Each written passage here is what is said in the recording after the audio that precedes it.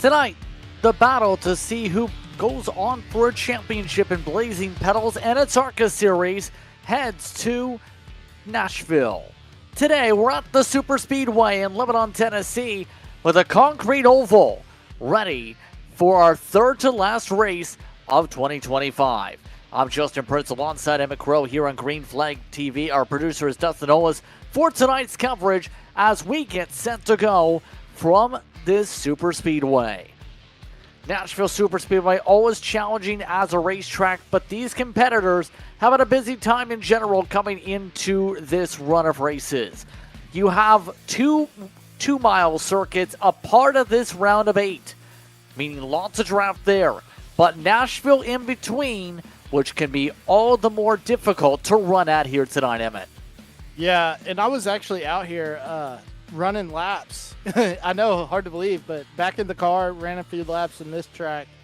It's so big, Justin, just how you run this track. It's such a weird line. You run up next to the wall in the backstretch, and then, you kind of dive off, just kind of like we saw at Michigan.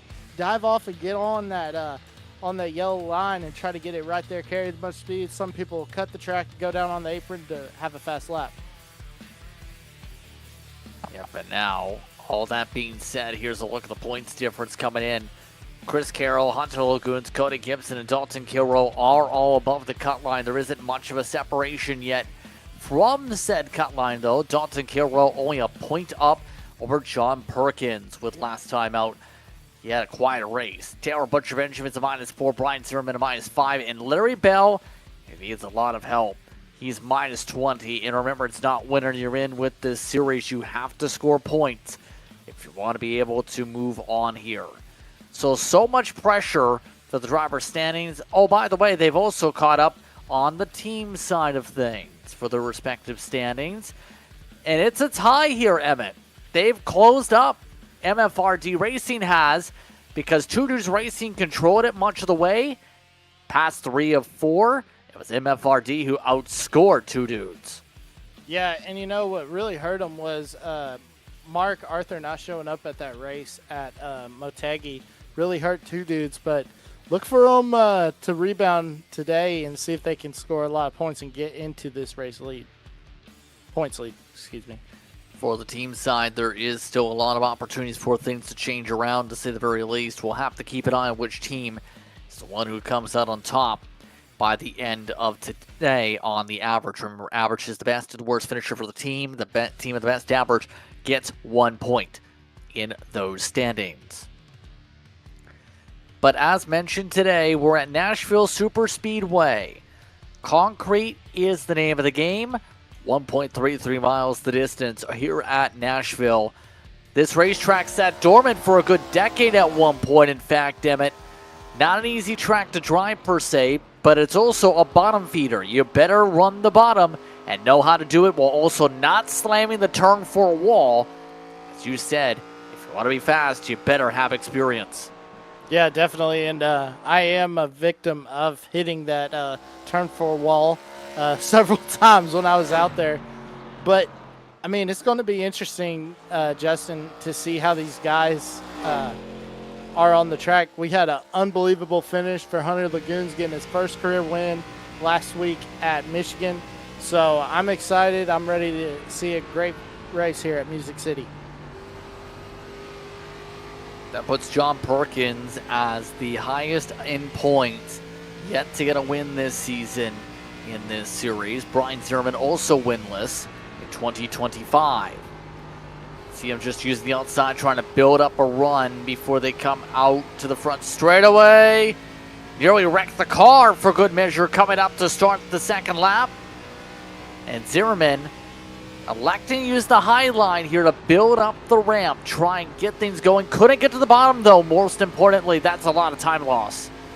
Yeah, a lot of time lost, but we see right here, he's right up next to that fence, and that's where that fast line is, as we see Hunter Lagoons gets a black flag. Sure, that'll be waved off. Don't you think Justin maybe came out on the track too soon? I think he tried to play some pit stop games just to reset on pit road when you do that. 10th spot, Brian Zimmerman going to 9th, in fact. 30.344, tied with William Bruden. Mark Arthur He's had a rough past couple of races that he's appeared in. Bounced around in the party machine. Final practice earlier on this evening. He was up in 5th. He was the first in the 30-point flats. But 29.9 was the speed for 4 others in front of him in the practice session. No one's been able to get past the 30-second bracket yet. Yeah, and as we see, Mark Arthur right here just dives it down, diamonds in the corner, gets it right on that yellow line. Not on the apron, but just right on that yellow line. Lets the car drift up next to the wall, doesn't hit it. Now he's going to, let's see if he cuts it. Cuts it. Let's see, is that going to be a fast lap? Third. It's third, yeah. It is a pretty fast lap. Hunter Lagoons. His laps coming on through towards the bottom of the pylon. Ty Marasco and Trevor Harmon are the last two to qualify here from Nashville. Marasco out of the postseason fight. Trevor Harmon, the same situation for him. Marasco, and the first time around, really let things off in the 31-second bracket. What will be the time this time for the DQ Ford? Almost cut towards the grass for a split second, but it's a 30.3. That's not good. It's 9th for the running order. Trevor Harmon, the last on track. Team 5 Motorsports is the team. So going to improve upon a bottom half of the field practice earlier today.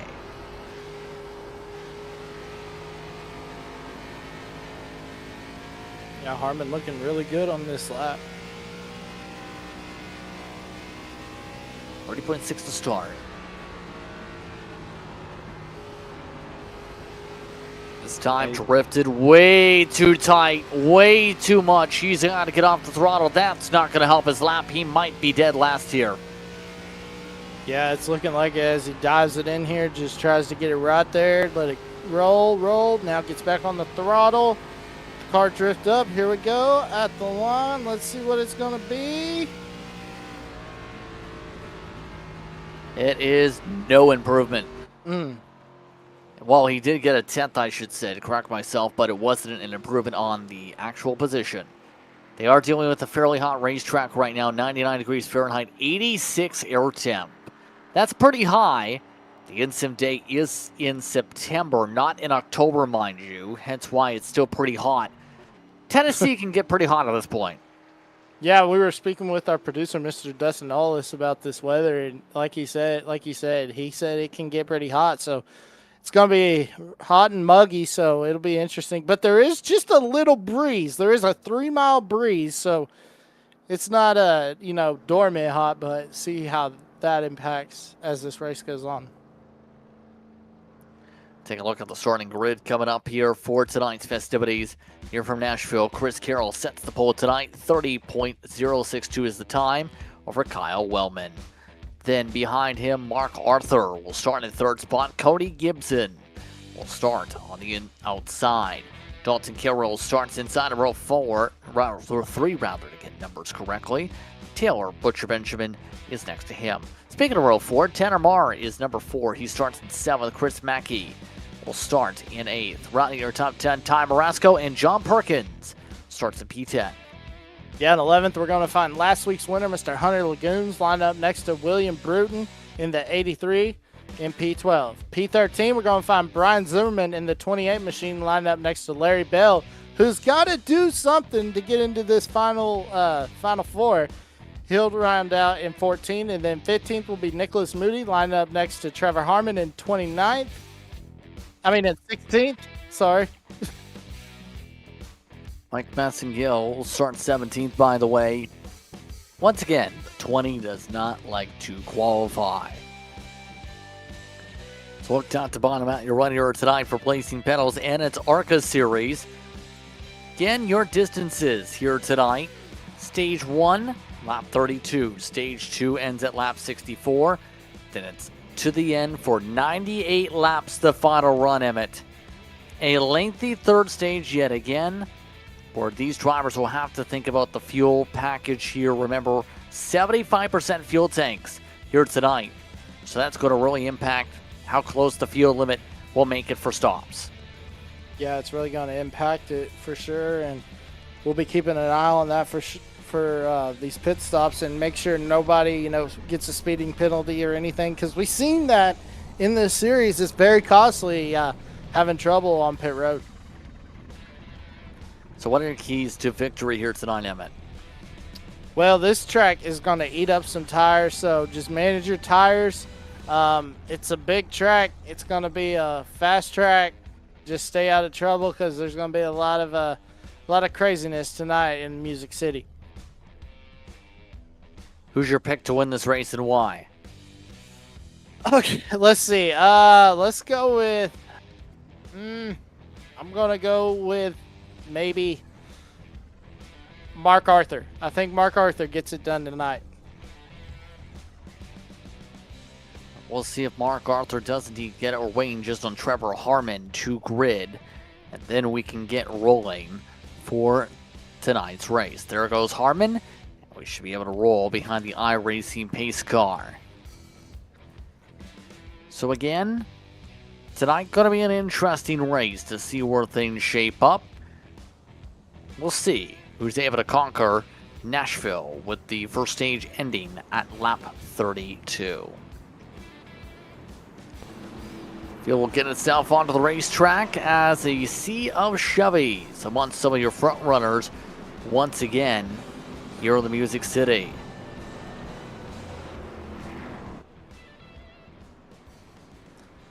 So the field now gets itself in prime position to be able to battle here. Chris Carroll this season, by the way, 5th pole of the campaign. He's been the king of the stages, Emmett, 11 times a stage winner.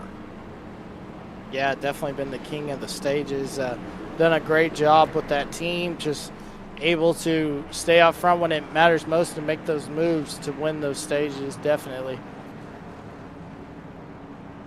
Happy with us here on Green Flag TV for tonight's coverage of Blazing Pedals and its ARCA Series. We're ready to go from the Music City. Carroll sets things up in command up front. Green flag is out. We're underway from Nashville.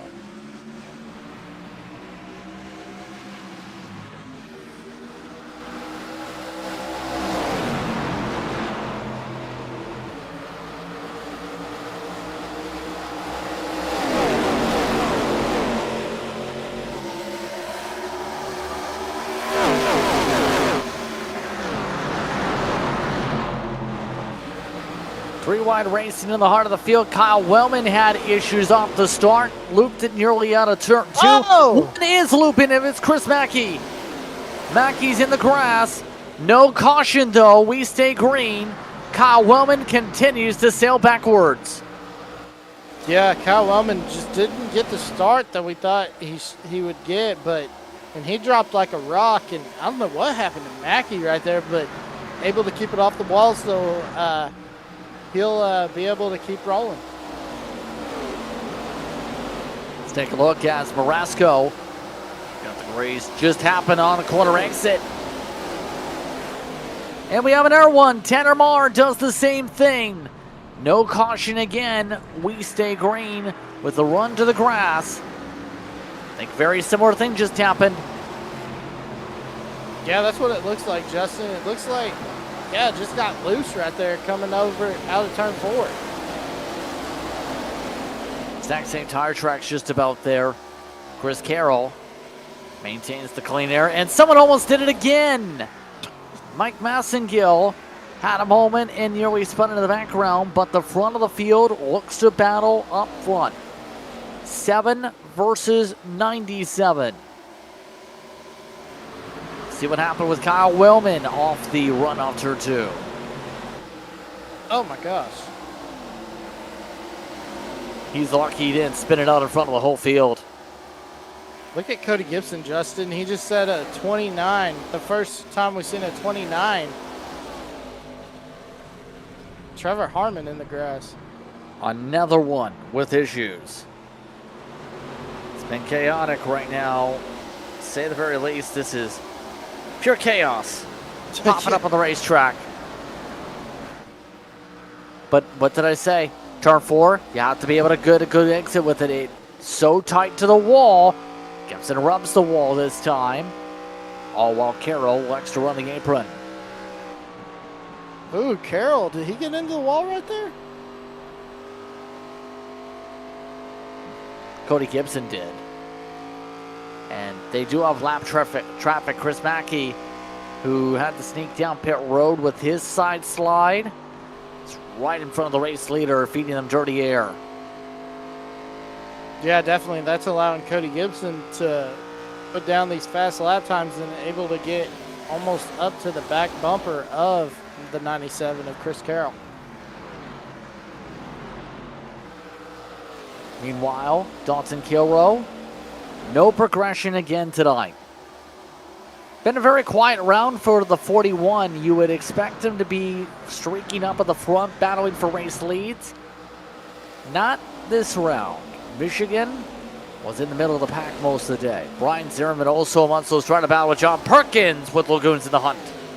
Yeah, Lagoons, he's got that momentum, you know, the defending winner of last week, trying to get some momentum as we see Kilrow. But yeah, just like you were saying about Kilrow, it's been so quiet these playoffs. Of course, we remember at Pocono opening round, he got involved in that wreck early and just had to limp it around the track. And then it just seems like the races, as they've unfolded later on, you know, it just seems like he hasn't had the star power that he had before the playoffs, winning all those races.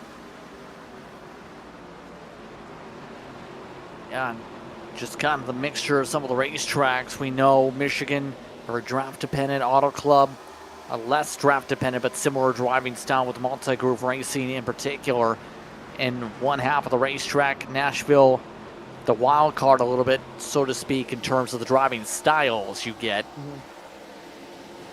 And it kind of impacts who it gives the strength to in theory.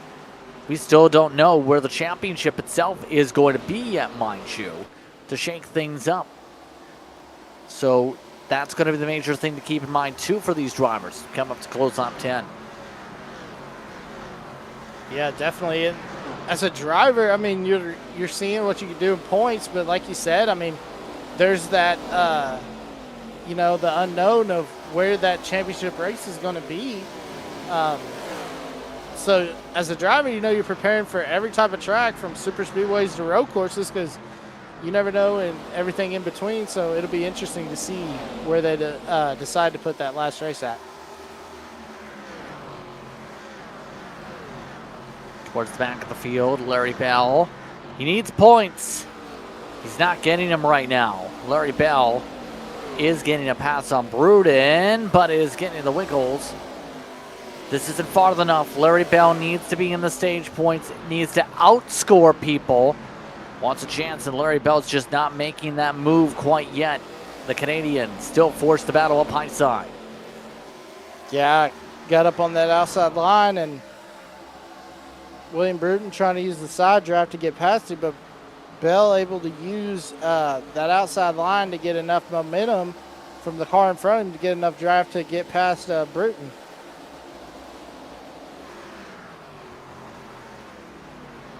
Yep, all that being said, up at the front, Carroll still remains in front. What do you do to set up the pass? Where do you make the move? If you're Gibson, you're able to match up, but how do you make the pass here on the 97? Well, it's going to be interesting because, you know, Carroll's going to block, but I think you're just seeing what you can do, you know, just trying to push it and see what he's going to do. So when we get done, when we come to the end of the stage, when those stage points are so important, he'll set up the move and possibly could win the stage.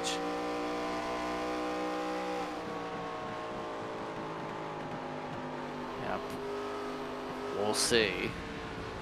That all goes here. Meanwhile, Kyle Wellman, his line has kept up with the cars in front. The Five Kings Motorsports machine nearly to the wall. Oh, man. Larry Bell almost in the wall, too. Yeah, they both drifted up the concrete. And keep in mind, the surface drives a lot more differently compared to pavement. The heat just reacts so differently compared to normal asphalt here. Yeah, this track is so rough as it is, you know. But it's such a great, I mean, the multi-groove racing, we think back to all those, before the Cup Series, you know, they ran the trucks in the Busch Series here, and we had some incredible finishes and some incredible races.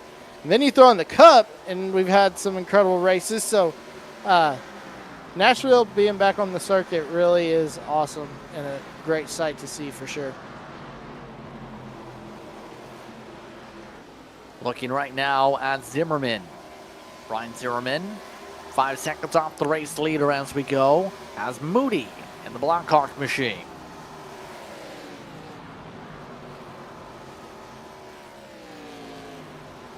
Yeah, Moody with, is that a sheriff, I believe? Yeah. Sheriff Department? Okay. Yeah. Supporting maybe a local sheriff department? Yep, in this case, it is Clark County. Christopher D. Clark County. As he's had that paint scheme throughout the season. Not able to close up right now. Whoa! As we are about past halfway in stage number 1, by the way. The top 2 checking out. The gap already on more than 2 seconds. Launch your top 2 to Mark Arthur. Yeah, Mark Arthur under fire now from Dalton Kilrow. And Justin, I wonder if their disagreements have been settled, because we haven't seen anything out of these two when they get together.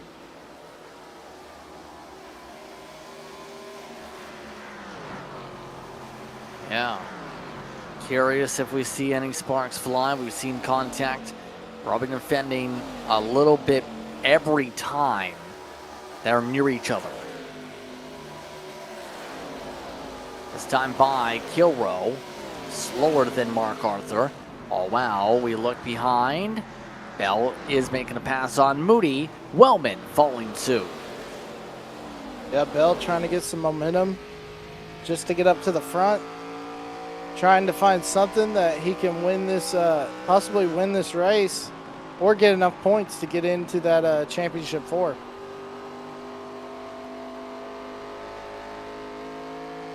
Yeah, and that's going to be easier said than done for Bell's circumstance with his hole being so deep.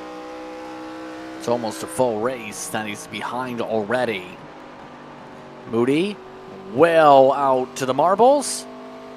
And Wellman slides on through in that sequence.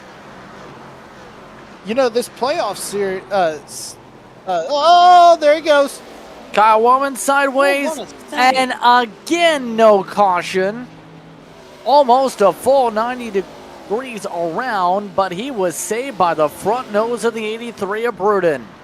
Yeah, that's a drift that I think Ken Block would be proud of. But I mean, what a save by Wellman! But like you said, definitely saved off Moody's front nose. Oh, sorry, Bruton's front nose.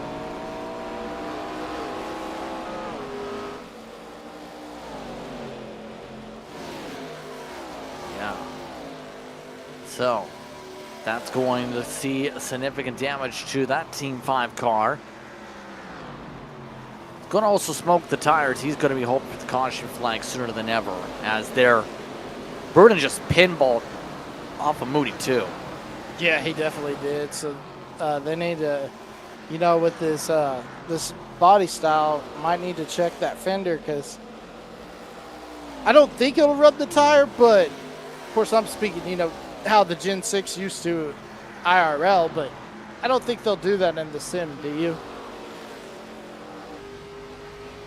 Nah, I'm not quite sure there, but Morasco, his pack features Perkins and Lagoons. Lagoons trying the diamond line. Perkins pushing up. Morasco, hold on to it. Just slid around the rear tires. Tried to line it up on Perkins, instead had to fight the car. Yeah, look at this. He's trying to get to the inside of Lagoons, but Lagoons using that outside line. Here comes Marasco trying to get around Perkins. Let's see if he can get this pass done. Nope. Oh, might get him at the line. It's going to be close. Yeah, Perkins giving all the space Marasco needs if he wants to make the pass in the final laps of this stage. Bruden still slow with the damage. He will need a caution. Marasco having a slide, having a reset again. Running out of laps to work with here in stage 1. And a lot of the battling so far amongst the mid-pack so far. The front of the field stayed relatively calm here at Nashville Superspeedway tonight. You can see Marasco looking for a way to set something up, trying to search for clean air on the nose for corner exit. Yeah, he's trying to get around him right here, trying to set him up on the crossover. But Perkins doing a great job blocking Marasco.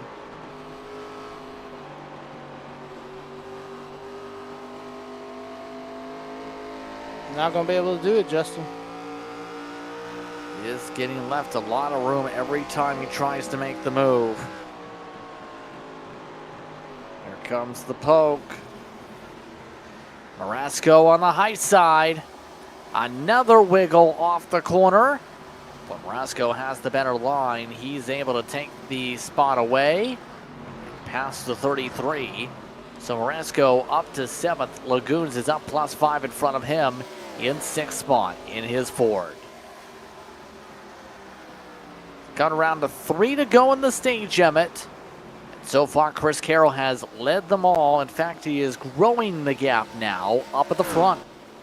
Yeah, Chris Carroll doing a good job, and it just seems like ever since we started this playoffs, Justin, there's been a fire lit under that 97 team because, I mean, just the, 2 or 3 wins in the playoffs alone, doing a great job and definitely trying to go for that championship as well.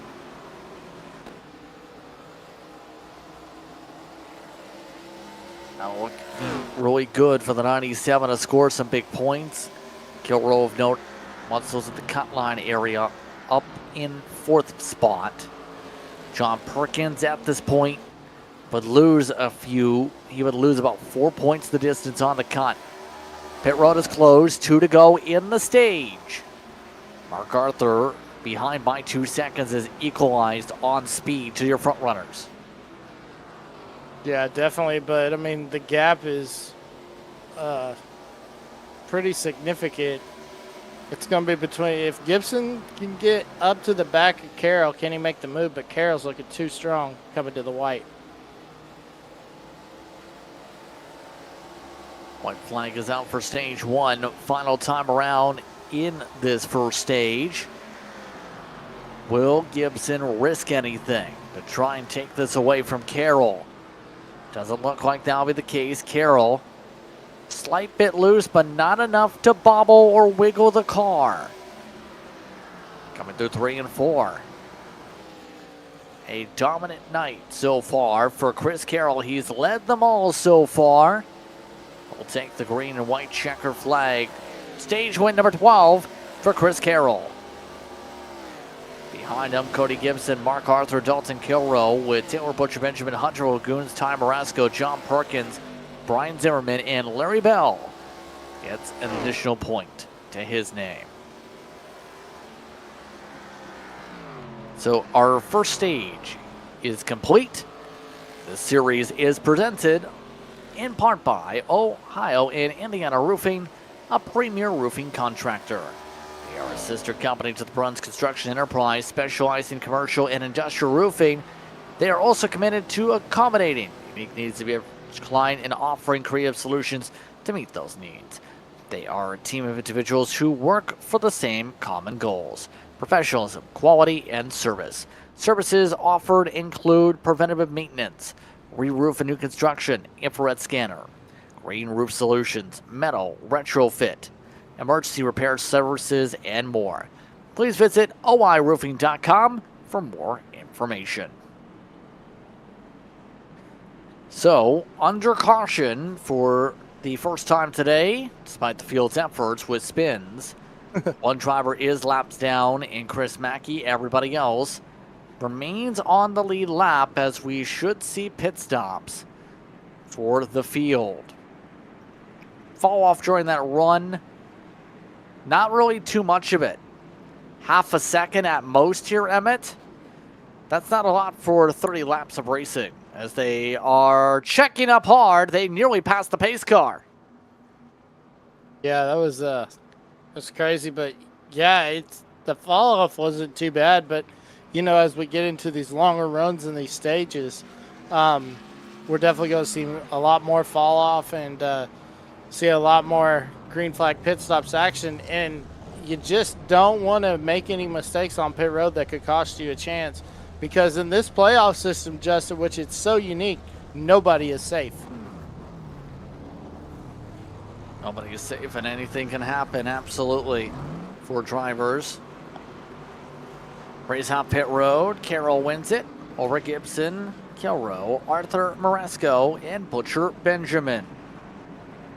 Of note, some of the drivers getting repairs, Bruden, Harmon, Mackey coming down this past time around after his lap down soiree. He is currently on the lead lap.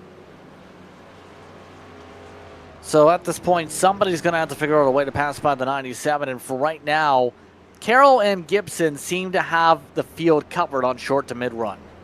Yeah, he definitely does. These two right here have just been a class of their own. I mean, looks like Dalton Kilroe's going to gain a spot on pit road, put Mark Arthur back in P5, I believe, or P4. Yes, I believe so. So, interesting. Arthur is in fourth, as Kilroe will get to start on the bottom behind his fellow Chevy. Reset your top 10. It's Carroll, Gibson, Kilroe, Arthur. Then next up in the order is Maresco alongside Lagoons. Perkins and Butcher Benjamin, Wellman and Zimmerman. Or amongst your top 10. Here's the race off pit road. Oh, man. That's how Kilroe jumped him.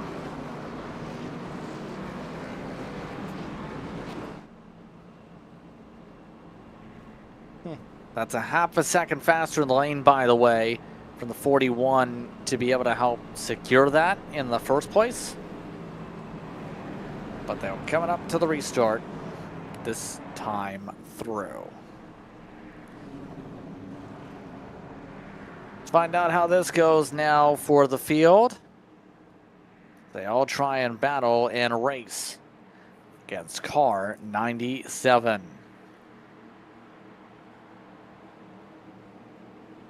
Restarts on time. Green flag is out. Kilroe gets the jump with them. So we race to lap 64. We're back on our way.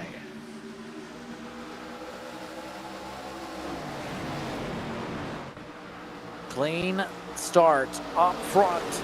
Gibson walks up the hill. Oh, man. A little bit high on the racing line, but they still maintain for now. All while Arthur tries to get the bottom. Gibson falling down to third with the restart. Yeah, Kilroe was able to get around him, and we see right here side by side with Hunter Lagoons and Ty Marasco. And further back, they're 2 by 2 through the field coming to the line.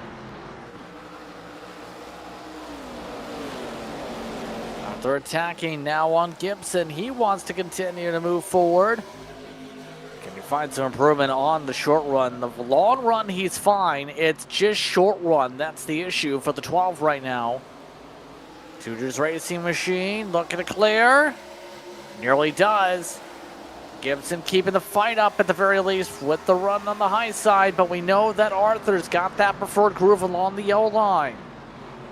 Yeah, and he's going to try to slide up in front of it. Actually, he's not, because he's not clear. I thought he was clear, so I thought he was going to slide up in front of Cody Gibson. But look at Gibson on that outside line, just able to power by. But right here, Arthur's going to get the momentum. Man, that's close. Really close with some of the edginess here. Oh, and they're now bouncing off each other. That's a way to late arc. A little bit too intentional on the late arc. Arthur hits the door of Gibson, and Gibson responds by giving him the boot. Arthur able to slide up in front of Gibson. But here comes Gibson on that outside line, guys, trying to get up to that corner panel. And at this point, how do you try and maximize the fire off, Emmett, without cooking your tires? You don't want to burn up the general tires here. Yeah, you want to save your tires, but you want to make the guy in front of you burn up all their equipment, while at the same time maintaining yours.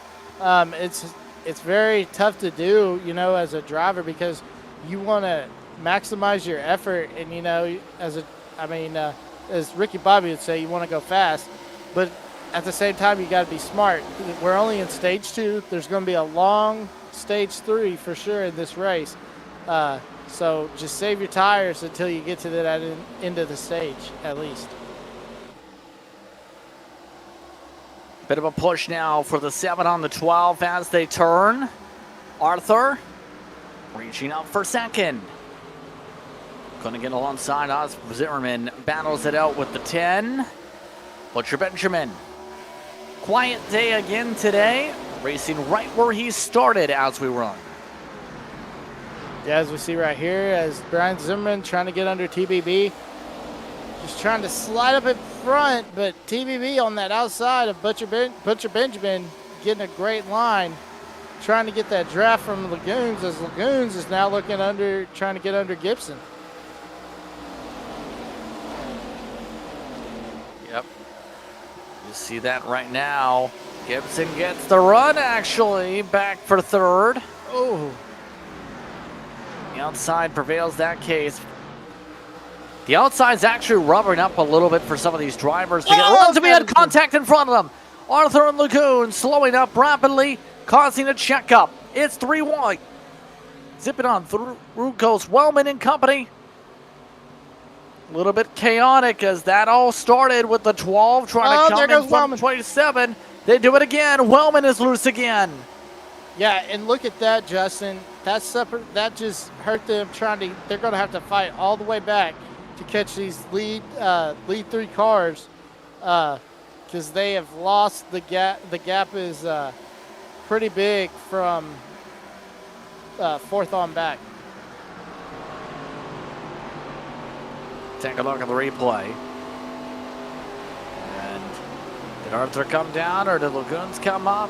You be the judge.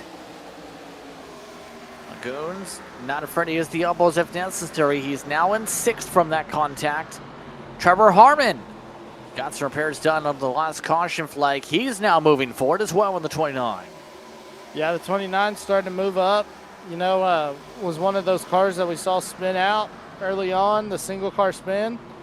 But after those repairs, he's looking good. But as Larry Bell is trying to get some momentum, he's going to try to use Taylor Butcher Benjamin to get some draft to get past Harmon right here. And now we see Tanner Marr also up there. So that's going to give Larry Bell a little advantages. Marr's going to go with Bell. And now Bell couldn't complete the pass, but he did get up next to Harmon. All while Mike Massengill is the one who's running the way outside. So far, not been able to charge from back to front like he may have been hoping for. It's just not happened as Lagoons for the top 5. Wants it back. The winner from last week gets himself through, and he can definitely contend for a championship as long as he gets himself points after points. Perkins has not been able to gain on the cards he's needed to gain, Emmett, as we go. Yeah, definitely hasn't been able to gain on anybody, but we see right here Zimmerman actually getting a push from Marasco going to the line, and then we go into turn 2, excuse me. And we see Marasco trying to give Zimmerman another push, but that's going to allow Marasco in the draft to try to get around Perkins. If you see that there as we take it away on laps already in the stage. 33 slides in front as they now work their way through the corner. Marasco up and down 9th. He holds on to 8th. Oh! Big wiggle from the 1. Yeah. He's had the wiggles all night. He's doing something with the throttle, you have to think, Emmett, to burn up that right rear a bit more than some of the others. Yeah, it looks like he's trying to, you know, get back to the gas sooner from the corner entry. Just let it roll just a little bit. Maybe he's slowing down a little bit earlier in the corner so he can get back to the gas sooner. But definitely that right rear, you can tell it's getting worn out pretty good. Here we go again with the 12 and the 27. Arthur's in front, Lagoons is behind.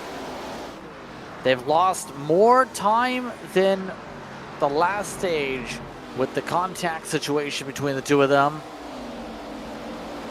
Looking like Arthur preferring the high groove still as they turn though. And that's going to be the tough thing for Lagoons, is actually getting the pass done cleanly after Arthur's initial swoop down. See how Arthur is pushing hard off corner exit. Yeah, he's pushing it real hard. But Lagoons is right there with him, just as we see actually Larry Bell getting a push from Wellman to get past Marr for that position. Yeah. Still not done though, that's the thing, as some battles across the track. Closing in on 11 to go in the stage. Lagoons just able to hug the bottom a little bit better. It's helping him out right now in that 27. See Arthur just a little bit high.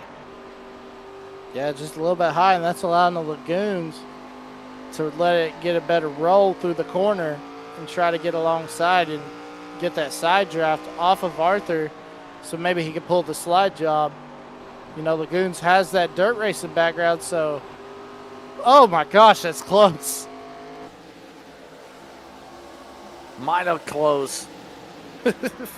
Mighty close indeed.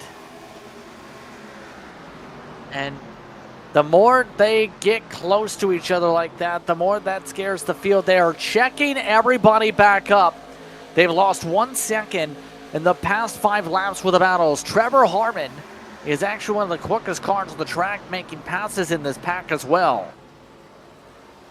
Yeah, Trevor Harmon. Let's see if he could beat Cody Gibson's lap time, as Gibson's the only one we've seen crack the 29 bracket here in this race. And even during qualifying, we didn't have anybody set to break the 29 bracket, did we? No, we did not in qualifying. Practice we did. It's Harmon. Looks to get around Zimmerman. This is not bad from the 29, who's usually been around the edges of the top 10, usually outside of it. Let's run.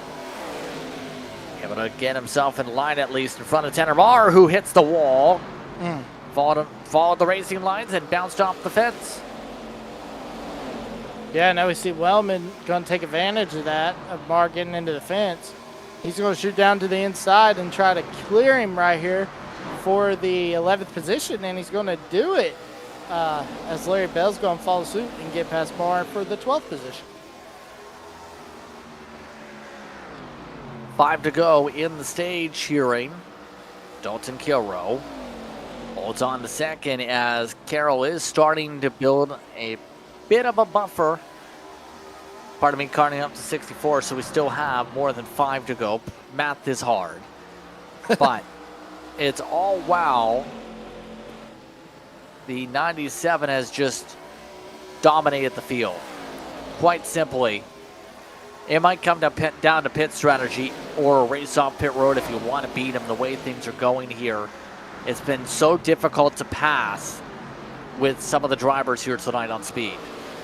Yeah, it's definitely been hard to pass as we see Zimmerman trying to get the pass completed around Harmon, Now he's got Larry Bell to help him with the draft, able to get the energy from Bell to get to the outside and try to complete the pass. I thought he completed it, but they're going to be side by side coming to the line.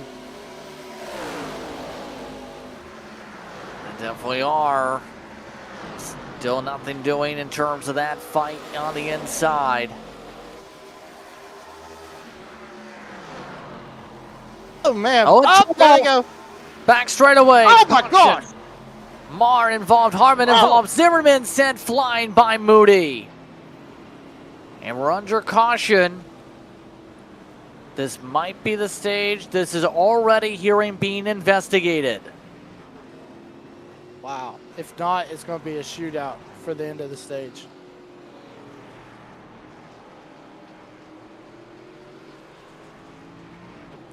What do you think, Justin? Do you think they should do a shootout, or do you think this should be the end of the stage? I'm not quite sure what they're going to do here. Oh my gosh.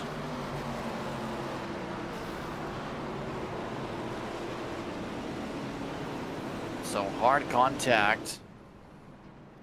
And not sure what the situation is. Zimmerman is in pit road. He's got a meatball flag regardless. Harmon has a broken suspension from the hit. And now what does the field do? Carroll's not even sure. Arthur comes down. So does Marasco and Perkins. So again, at the time of caution, it was Carroll, Kilroe, Gibson, Arthur, Lagoons, Marasco, Perkins, TBB, Bell, and Wellman. There's a look on board. This is the 4. They look like one of those trophy trucks going up over on one of those little ramps.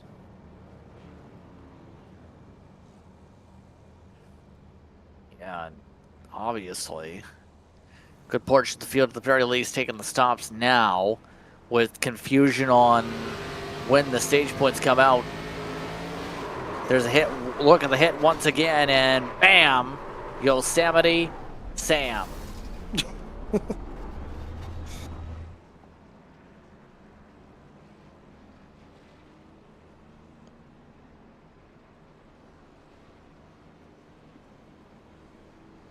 Here at Arthur took a 7.6 second stop. That is interesting.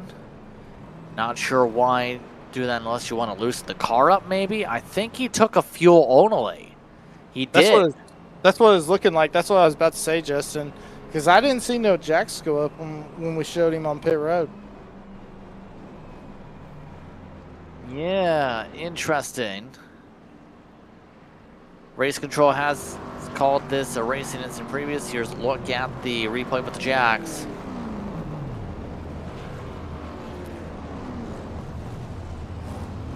And as you can see, no jack coming out. Looks like we're going to have a 1-lap shootout for the stage. We are going to race it out here. Actually, 2-lap. Yeah, 1 lap, pardon me, getting the maths down. And Carroll over at Kilroe, Gibson, Lagoons, Bell, and Massengill are on the old tires. Well, so is Arthur.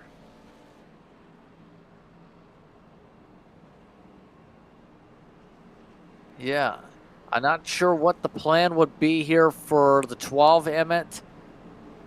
I don't know why you don't take tires, but it's a choice.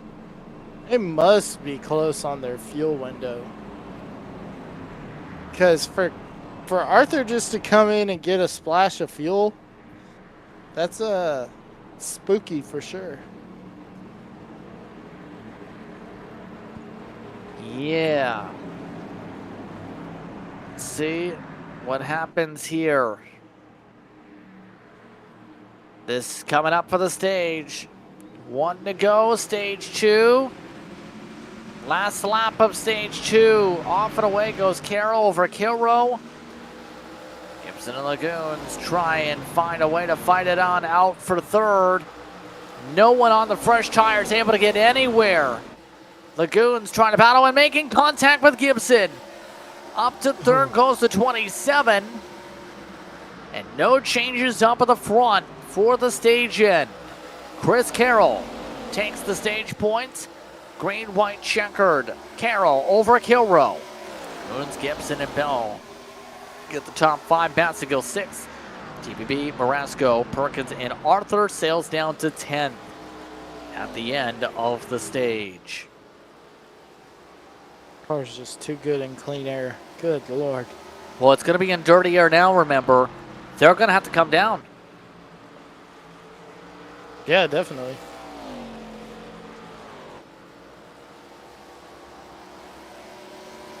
Yeah, this is interesting from here.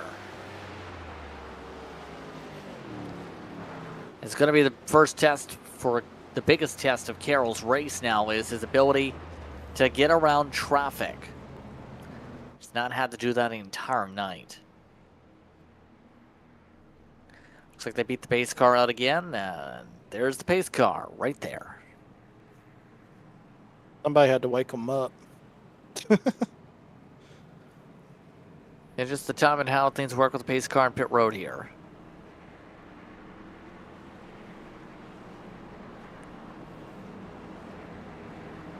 And so, we'll have to really see how long the fuel runs are able to go here.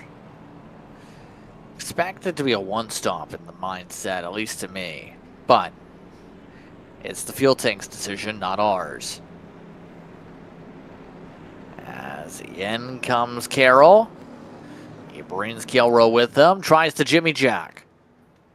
Oh, man. And I am not sure why, but a majority of those who just came down just pit again outside of Butcher Benjamin, Mackey, and Willman.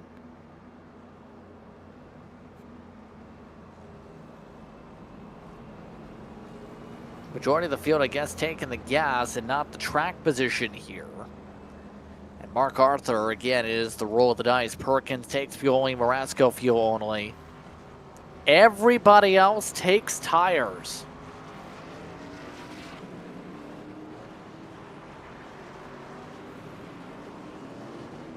Chris Carroll come out of the pit lane. 6th net on track, 3rd out of the lane in total, 1st on the 4 tires for this window. Gibson did take service, by the way. Not sure why he was listed as 0.2 on the pit box.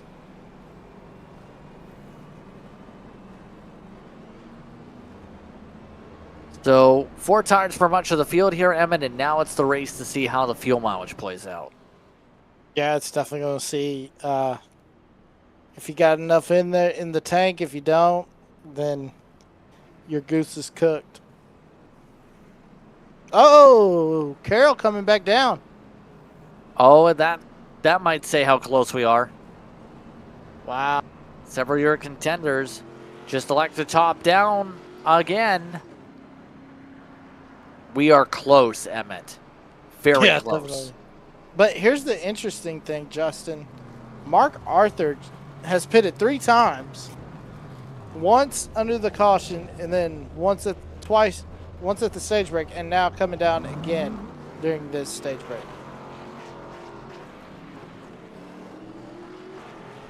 It's got to be close.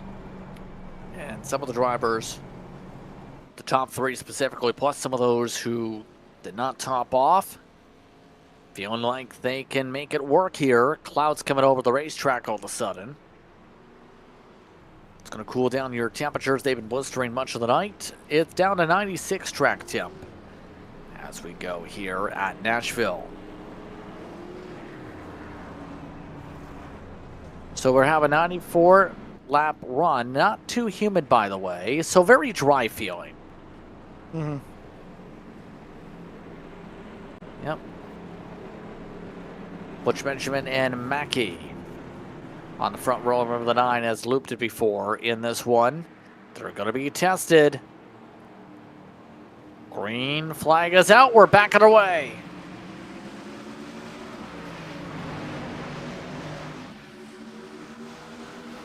Good start. Good run. Butcher Benjamin controls things. As now we see Where do the fuel games come Oh in? my How gosh. about Gibson up the track? Marasco in the wall. Kilroe drives by. Carroll streaks by them all anyway. Yeah, this is going to be interesting, Justin. Like we were talking about, how does Carroll's car run in dirty air? As we see Kilroe right up on the back bumper of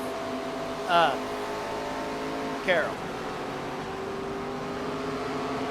Yep, right there near contact for some of the drivers there. Now, it's about settling on down the pace. Butcher Benjamin feeling the pressure though. Kyle Wellman, think he's got speed, but he hasn't had track position all night since that lap 1, turn 2 situation.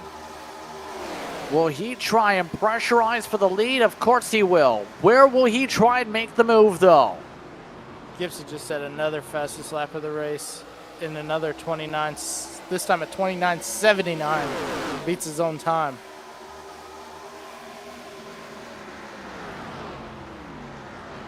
Look at the checkup starting to come through. Gibson coming on through. Slightly fresher tires, but also one of the fastest short run drivers in the field tonight. Yeah, definitely. Yeah, he's been able to get through quickly. 11 top 5s, 17 top 10s this season, by the way, for the 7. Yeah, Gibson's been doing a good job, including that that win he had in the playoffs, which was huge. Going to be loose a little bit. Yep, able to hold on. He's fine. And I think I'm hearing. Loose. Yeah, very loose Wellman is. Gosh. Wellman slides around. Gibson drives to second. And Wellman cooking the tires. Carroll trying to drive through the middle. And that's what I was wondering, Justin. You know, we've seen Kyle Wellman get loose several times around this track, almost sideways around this track, and we see it once again. Luckily, the field was able to avoid the danger. Some drivers really trying to let it roll. There's a little touch there. Not so much of a factor, the apron touch. Constant. Let's take a look and see how some of these sends go here. How about this one? Woo! No.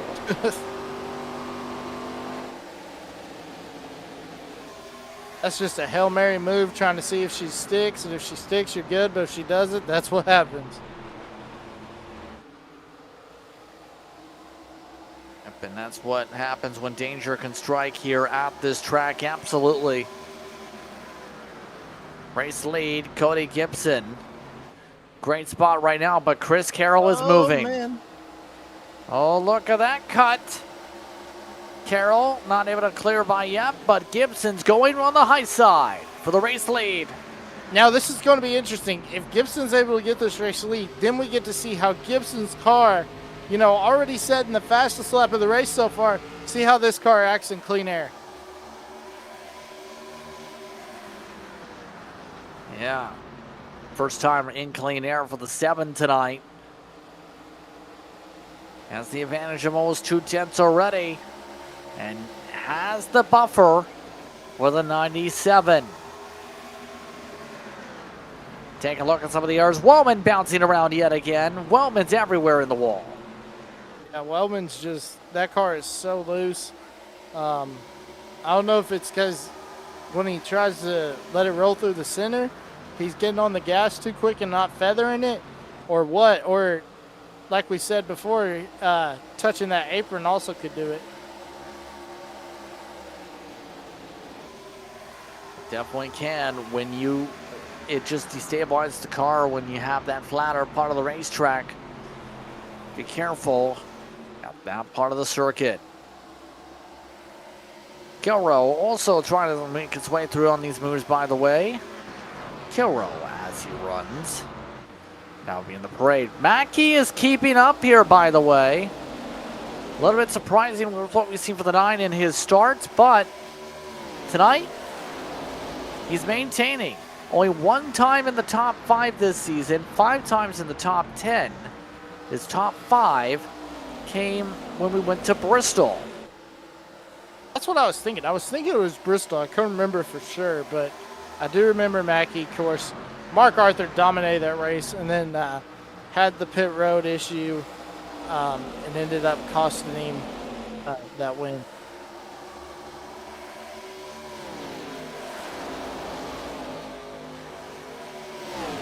Some more moves on the pass. Looks like William Bruden still trying to deal with some damage here. Ty Marasco's fender's cut. Mark Arthur, disastrous stint. He is 4 seconds off the leader right now.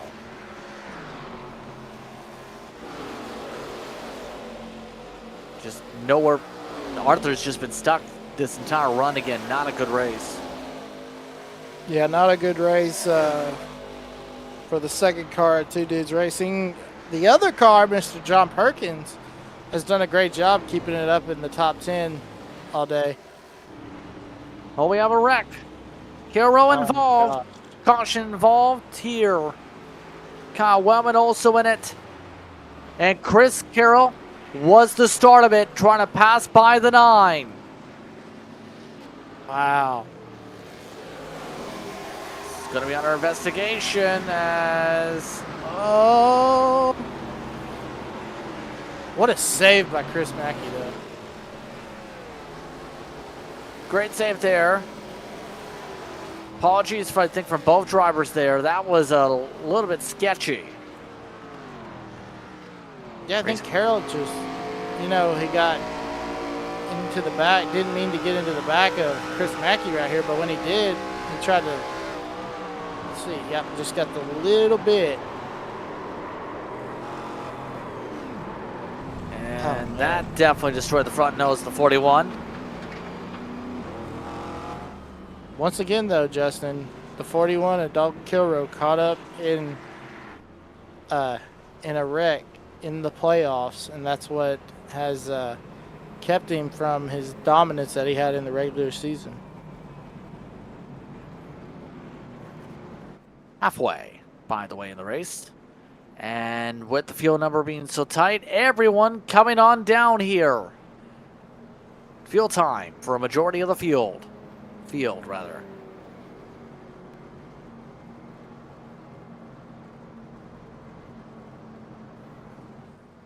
And will anybody take 2 tires is a good question here.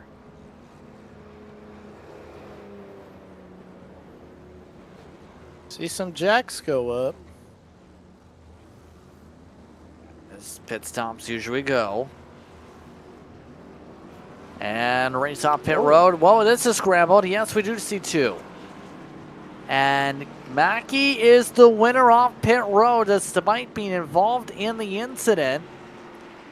John Perkins, Mark Arthur, Chris Carroll, and Larry Bell, the top 5 here. Let's take a look from the 33.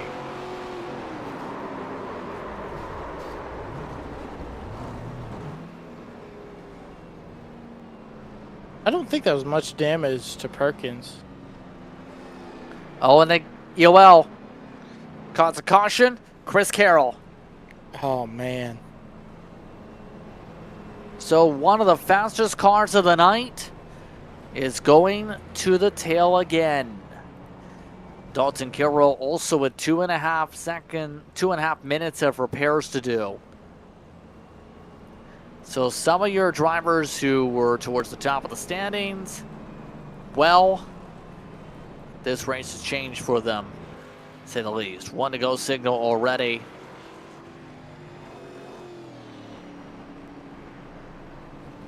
And fuel only Mackey amongst those who topped off.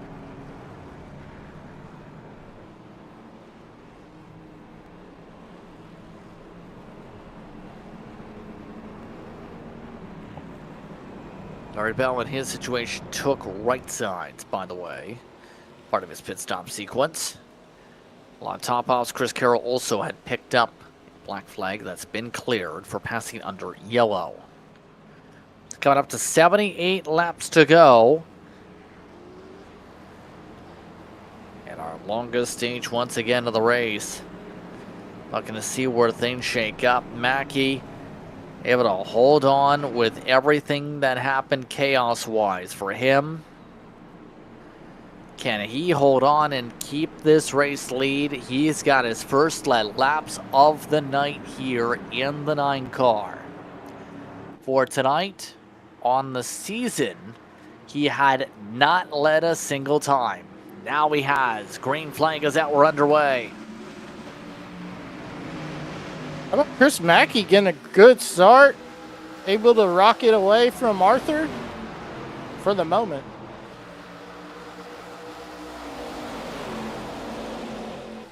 Off and away they go as you look to see how long it lasts. Arthur holds on to second off the jump. So the drivers like Larry Bell hoping to hold off a crowd here. Larry Bell holds on to 6th for the race lead. Arthur to the inside. Mark Arthur's got the run. Takes it away. Gibson going for 2nd. Yeah, and here comes his teammate. Also, John Perkins also trying to get up there and get next to his teammate of Arthur.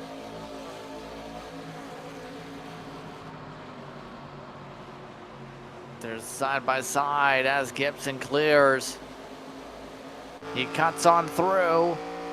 Mackey losing ground after getting his first lead laps in the Mackey Motorsports car. But now the field looks to solidify itself around the bottom of the racetrack. Perkins loose. Perkins getting pushed instead. Yeah, Lagoon's giving Perkins a big push down the backstretch. And look who else is up there, Larry Bell. Larry Bell trying to get into this round of 4, doing all he can to get those points.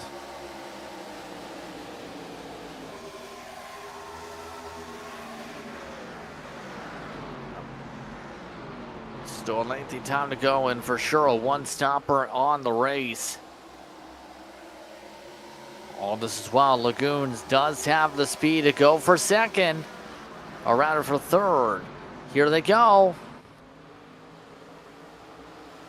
Lagoons to the inside of 1-2 Dudes Racing Machine. He's already had some archy-barches with the other one today. Arthur, by the way, getting pushed by Gibson into corner entry with the other one. Lagoons clears for 3rd, but Gibson is getting it fired up to try and go for the 12. Yeah, Gibson showing that speed that he's shown all day, setting the fastest lap of the race twice so far, trying to get around Arthur right up on the back bumper. Outside, it's Cody Gibson. Oh my gosh. Well up the track for Cody. Usually that line's work for good corner exit if you keep it side by side, but not on entry. Gibson is trying to get this done the hard way on the outside. He's not willing to try the inside and get pressed down by this 12. Yeah, definitely not trying to get pressed down at all. He's doing a great job. Just trying to find a way, though, that he could get around the 12.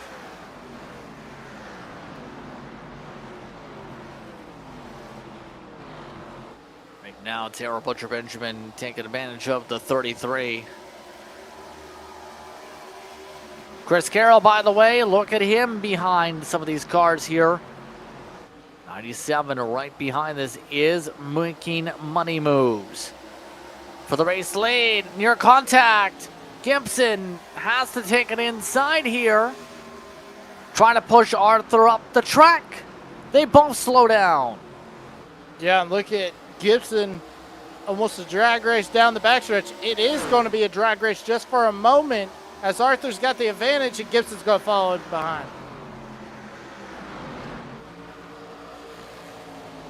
Yep, a slide up the track for the 7. Gibson yet to find a way on through. Cody Gibson, we talked about some of the success of 4-time pole sitter this season. He's also been able to pick up some wins along the way. But in terms of led laps on speedways, Not too many of them, 295. That's about nearly half of his total. 319 though, coming on short tracks. He's got his preferred groove working. He's got the outside. He just needs to pin Arthur down. Arthur doesn't want to be pinned, as Gibson's got the chance to clear if he gets some help. What a move. Look at Hunter Lagoons. Yeah, you try to fall on the outside too. No was the answer. Instead, he's going to have to try inside.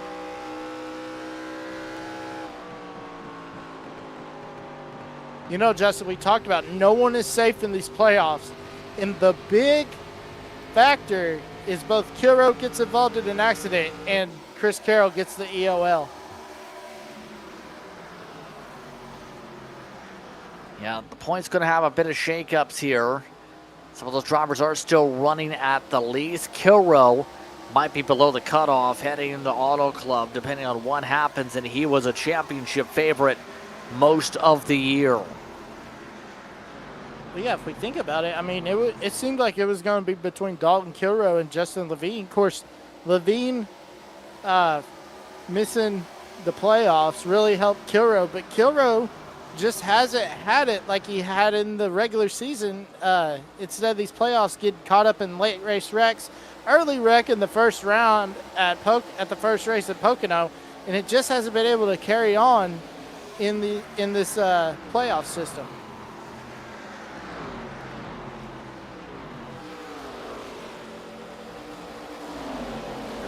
Meanwhile, all this is gone. Chris Carroll still boxed in, trying to find a way around the 33 and the 43. Both of them not able to figure out the way out of said box. Well, that's away. Bill just about hooked to the inside. Gonna grip back up as Carroll gets the run on the outside and makes the pass.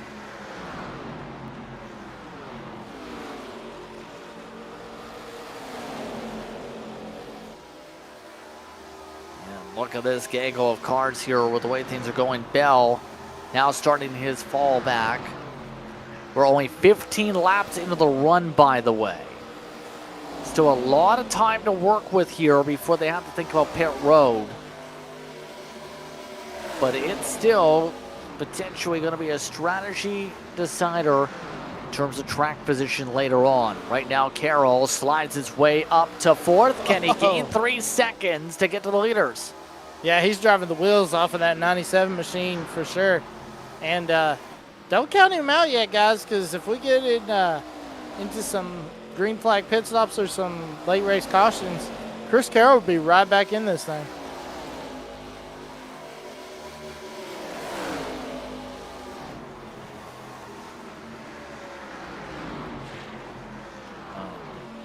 That's the major thing. Hoping for some luck, hoping things go the luck of the draw, absolutely. Trevor Harmon zipping around the outside. Harmon is laps down. He is 9 laps down, so take him out of the factor. He spent more than 5 minutes in pit road. Dalton Kilroe, he's been struggling this entire time. His car still wounded, he said. The rear end still hurting him and potential motor damage.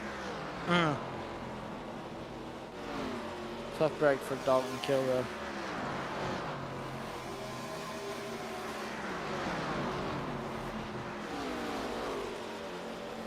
Your thoughts on Butcher Benjamin's run? We're seeing him do pretty solidly here tonight.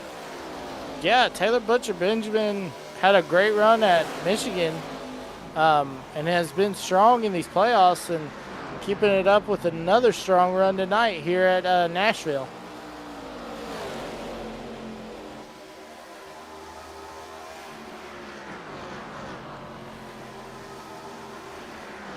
See right now, 10, trying to make the pass for the top 5.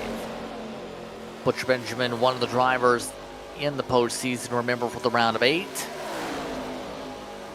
And one of the drivers that needs to outscore the 33 on top of everything else.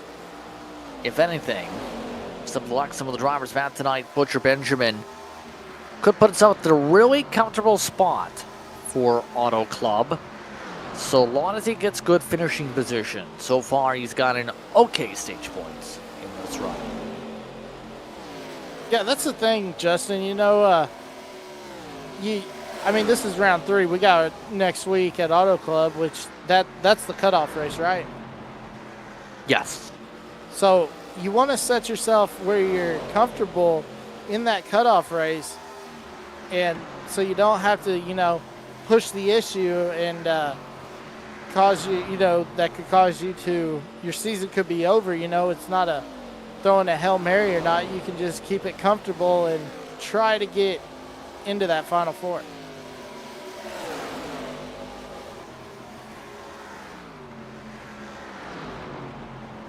Right now, under 60 to work with in the race.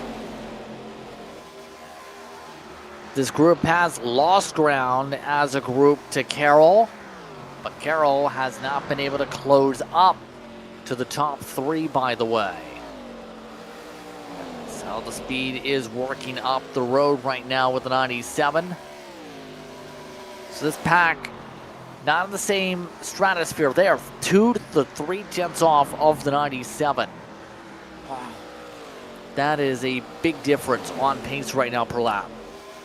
Yeah, and every one of them are praying for caution right now. Just don't be involved.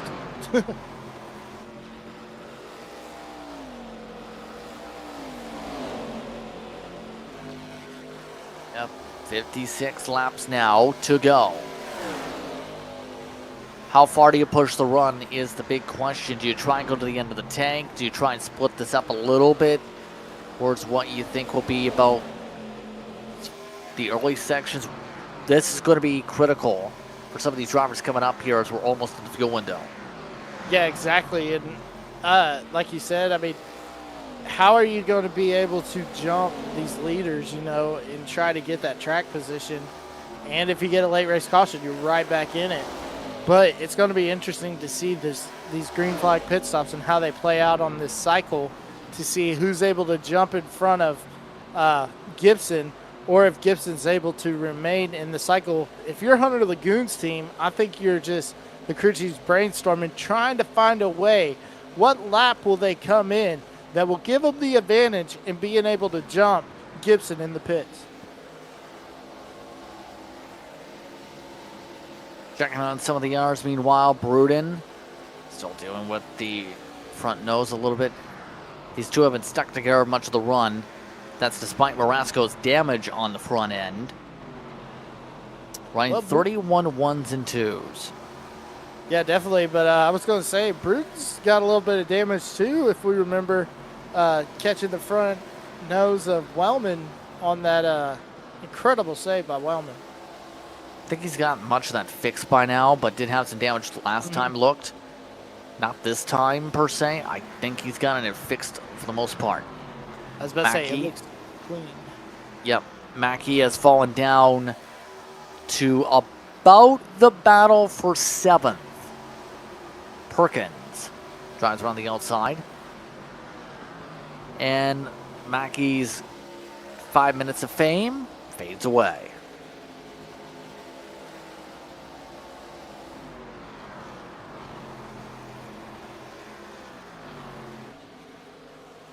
Yeah, right now all this is while Cody Gibson has led 24 laps now.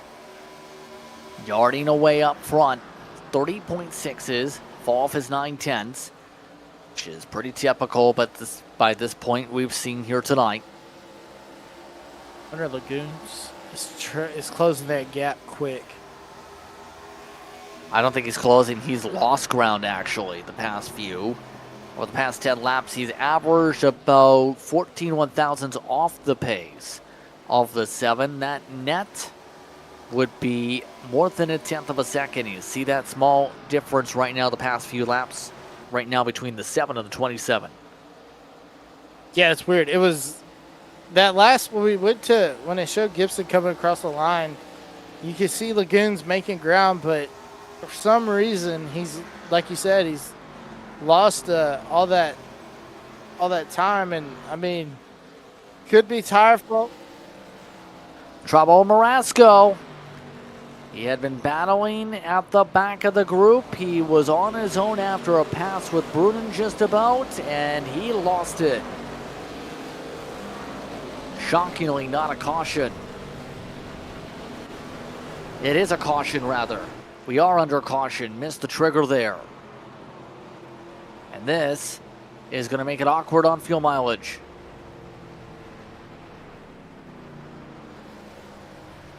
Yeah, this is this is gonna put a kink in these crew chiefs' plans on their strategy. Right there. Just kept his foot in it. Yep. Still got his foot in it.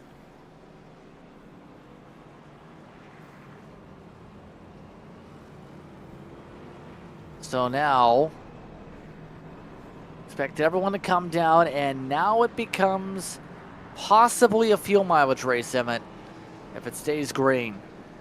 It's going to be a little bit nerve-wracking for the field. Yeah, I mean, we're a little bit past, you know, these stages that we ran. What were they, 33 laps, I believe? 32. 32 laps. So, a little past it, you know, it's going to be close on these fuel tanks. Make sure they get enough fuel in there and don't speed coming out, for sure. Buddy coming down. Should see 4 tires for everyone. They go on the jacks. Gibson keep in command of this race. Lagoons already has completed his service. It's going to be a little bit tight for the race, but it's still the 7. Arthur holds on to 3rd in front of Carroll, I believe. Yes, he did with the green cone. I was about to say, that was close between Arthur and Carroll for sure.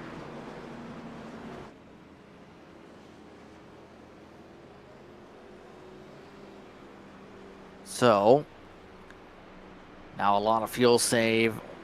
Curious if we see anyone top off here with this. As you would expect normally, the pacing, everyone trying to save as much as possible. Oh yeah, the clutch is pushed all the way down to the ground.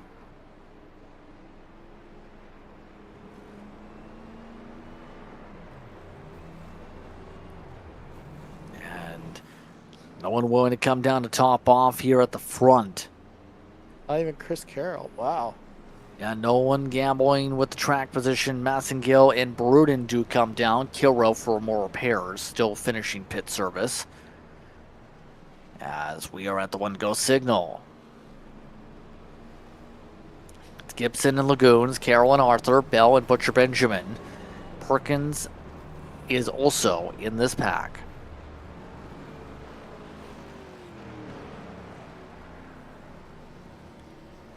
So now how do you predict this going here, Emmett? We know how tight the window is going to be. These drivers going to be trying to race it out to the finish here. 46 lap run to the end.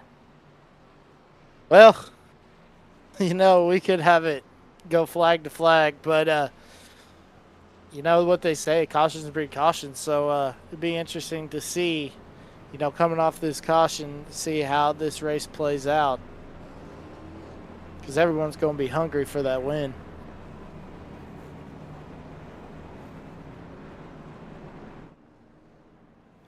So here we go.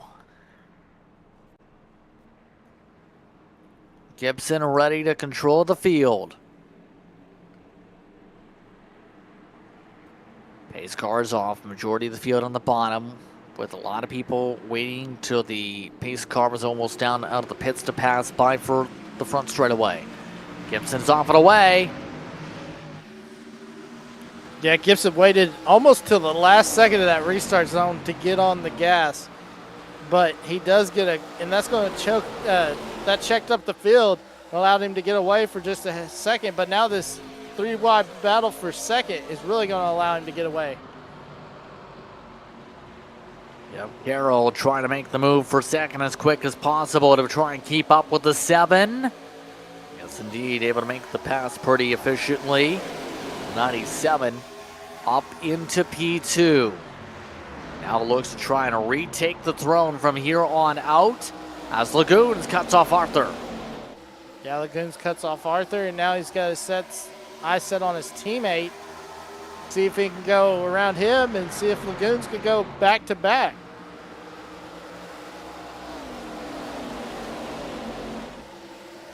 Now, going to require, though, a lot of speed. And that's the thing. Lagoons throughout this race has been able to set the fastest times. He just set his fastest lap of the race right now in session. 30.096.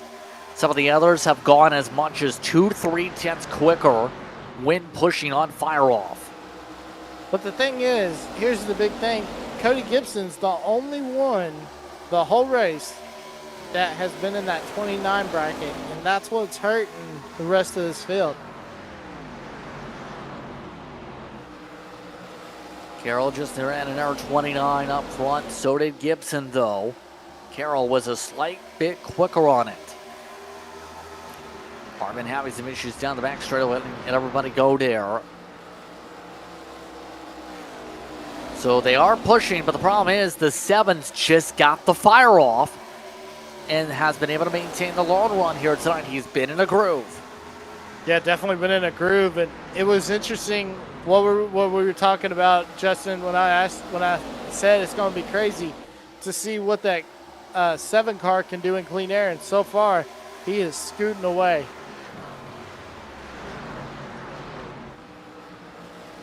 Trying to boogie his way forward here. 41 laps to go here from Nashville. Most of the field is single filed out at this point. Trying to keep an eye on if anybody's going to clutch and coast here. You just noticed something. Yeah, did you see Mark Arthur? The back of that car just got a little fishtaily, just a little bit. A little bit fishtaily for Butcher Benjamin also in this fight. Arthur maintaining up top, though.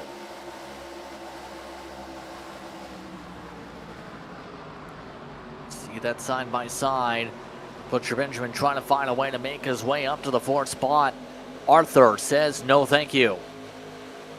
Yeah, Arthur able to power on the outside. Now he clears Butcher Benjamin, trying to get around the 27 of Lagoons. Yep, everyone staying in the conga line. Mind you, in all of this, these drivers just try to make sure they don't kill the tires once again. That's been the difficult thing about tonight, is trying to balance the tire wear. Only a few people have been able to limit it to the 9/10 average. Arthur was amongst those earlier on. He's good on long run, but short run, he's been trying to figure out that extra little bit of oomph. Here he is right in the clutch. Look at this. Oh, he definitely is feeling concern on fuel. Yeah, just trying to save.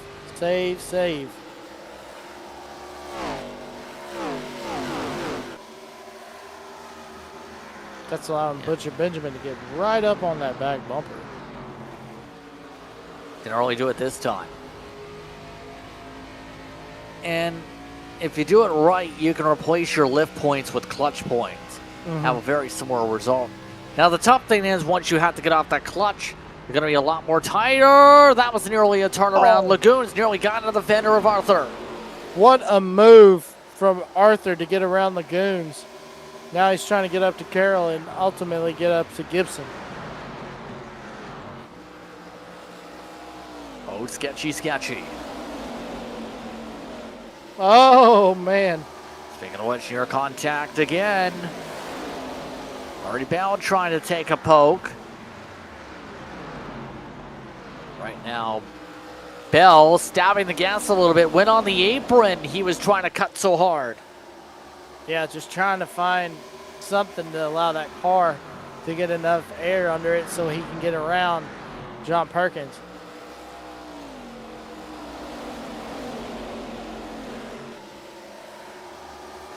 Cody Gibson, meanwhile, 1.1 seconds is now the margin in front. 135 laps to go. We're about the stage distance away to the end of this one. Carroll did have a faster lap last time through, but that 7 is on our train track. Yeah, definitely.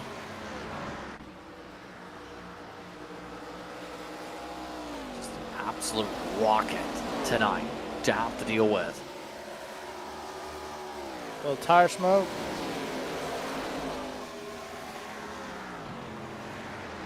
Yeah, don't think that's a major issue though. Much of the field, in fact, all the field's still running through. The only driver in this field that does not want to see a caution is the driver of that Cheeto 7 Chevrolet SS, Mr. Cody Gibson. Definitely doesn't want to see a caution with the way things have gone here tonight. Goons. See his 27 machine trying to keep himself calm. So far, 3/10 of fall from the run for him. He is not clutch and coasting. He's letting it roll a fair bit in the center, though. And despite the clutch and coast we're seeing from the 12, that hasn't made any difference for anybody else to dig in and close up on the two dudes car. Yeah, definitely. And, you know, I'm very impressed with this young driver of Hunter Lagoons, the way he's raced this race. You know, as a young driver, Justin, what are you thinking? You know, you're sitting there in P4. You got a shot to win. How do you keep your patience and keep your equipment from burning up? It's about throttle control, right? About making sure you manage the throttle, about trying to control things and control your acumen and temper. There's so much in terms of that throttle movement in these races. If you go too quick, you can burn it up. If you overuse the steering wheel, you can burn it up. So much about the inputs. You have to think here of it. Oh, yeah. And then also, I mean, the pressure. I mean, you're leading the points right now, you know, for say, and you're going to be going to Auto Club with a chance to make it into the championship 4. As we see, he's starting to clutch it up too. Starting to feel a little bit of concern on that fuel number.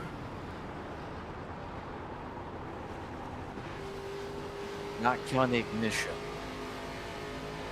Arthur's, keep in mind, when he's doing it, he's dropping straight down to 300. There's a huge difference on the RPM band. Yeah, definitely.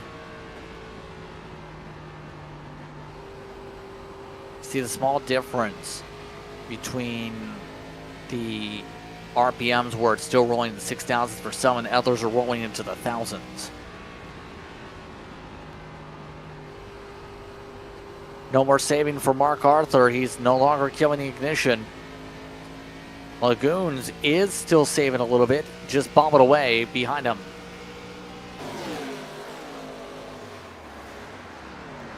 I wonder if our leader is saving. I don't think he's been saving. Curious if he is. That's what I'm curious about too, Justin. He is. Can confirm he is now clutch and coasting. So wow. Majority of the field is indeed doing the clutch game.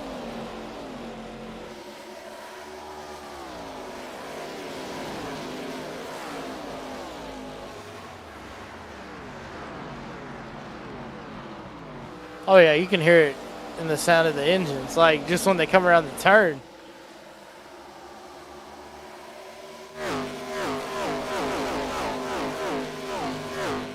They're all zipping on through with 27 laps to go. Coming to 26. Gap isn't growing. In fact, it's reducing. Carroll is on the charge. He is down to under 0.4 of a second for the race lead. Look at that interval. Yeah, I don't think Carroll's saving at all. Definitely not. He's just outright pushing. to be able to get up there right now.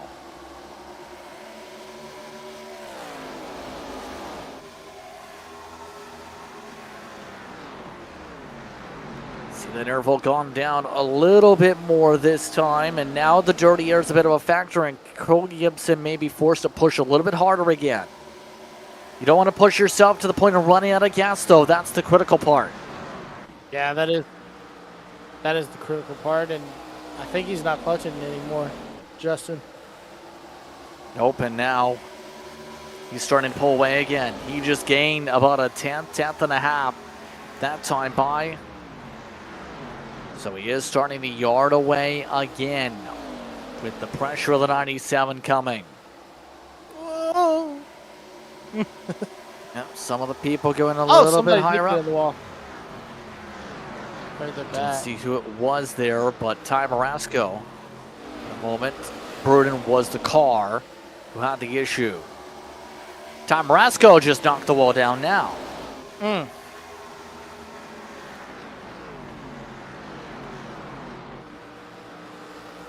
Some cars just ping-ponging and bouncing around here at this point. Here's a look at Bruden. What did he do? Just a small drag.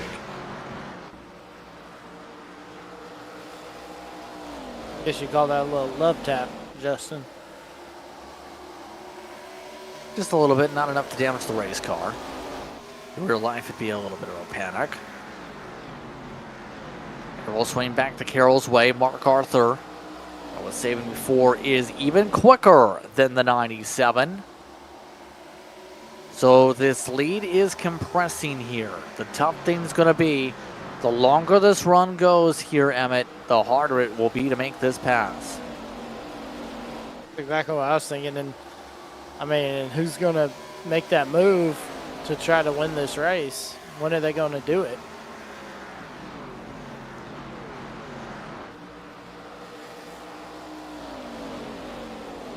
Looking right now to see where this move can come. Arthur does take a small poke down the straight. Not really close enough to do much, though. Count around to 20 laps to go. Time starting to become the essence. Fuel mileage, a little bit of a concern for the field as we turn laps here. Carroll's trying to go a lot more deeper. Gibson trying to still continue his arc line. I was about to say, that gap was dropping significantly, but then it picked up dramatically. Oh my gosh. Look at this gap again. It keeps on going down and down. But the tough thing is, the closer he gets, the more dirty air is the factor. This car pushes tight fairly a lot. Carroll, you see right there, losing ground, almost pushing the 7 away now. Yeah, and he's trying to get up to that back bumper, enough draft where he can pull out the old slingshot on him right here.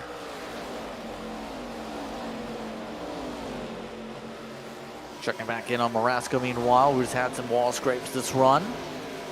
Trying to make some move on the Canadian Bell. Oh, big Nothing's wiggle. really worked, though. Some more wiggles there as he goes up the track, way up the track. Yeah, just trying to rip the fence. Man, that car was almost sideways. The touch bit sketchy there. Here's a look at Carroll. Carroll trying to build the run. Getting a good draft from Gibson. Yeah, getting a lot of pull here. Does he get a chance to get alongside? He's up to the bumper. He cuts to the inside. Carroll for the race lead. Yeah, they're going to drag race it as they come out of 3 and 4.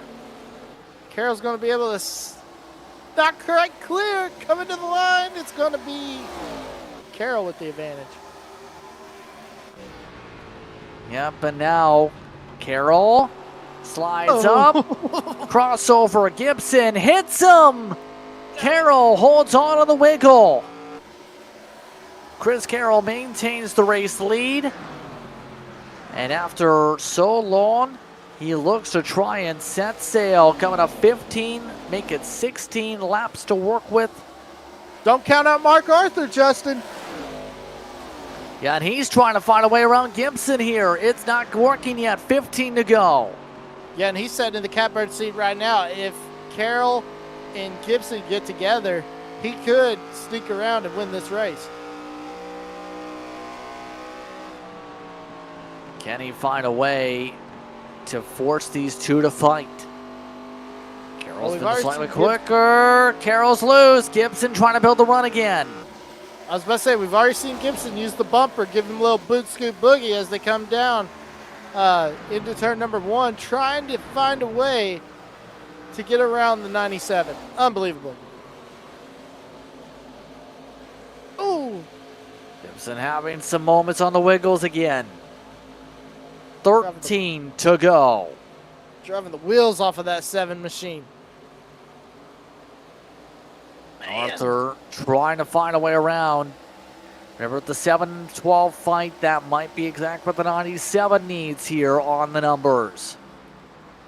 This is now a 3-car battle to decide the win here. Gibson trying to get the better cut on exit. Carroll is faster though. Yeah, Carroll is faster down the straightaway. He's got the straightaway speed. But Gibson gains so much in the corners. But now he's under fire from Arthur.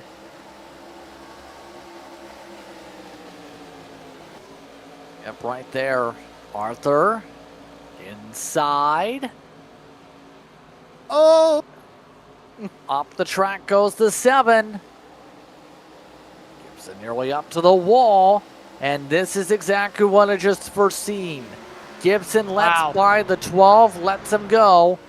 And now they've lost 6/10 to the leader. Yeah, it's going to take a lot. They got 12 laps to do it, but it's going to take a lot for Arthur to catch up to Carroll. They're coming up to 10 laps to go. And 10 more times around with Arthur now trying to find a way to get to the 30.6s on pace here. Driver eliminated from postseason contention here. You're missing Motegi. Going to at least get himself to victory lane. 10 laps to go.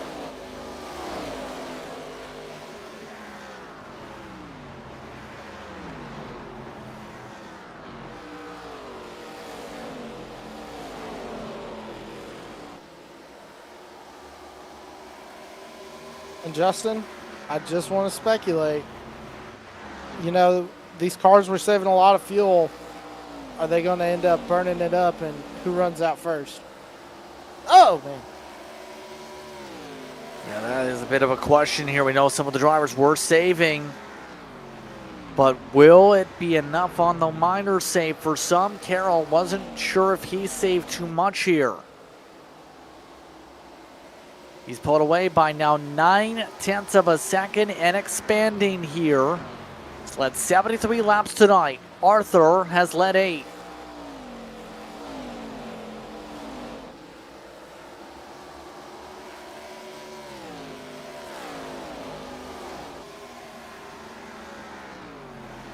So hearing still some clutch and coasting by a couple drivers right now. So several of the competitors have to be concerned a little bit on the marker, just a little bit. Trevor Harmon's on pit road. And he was laps down, 40 laps into a run. This is the longest we've gone, by the way, on stints. 40 coming to 41 laps, including pace laps now.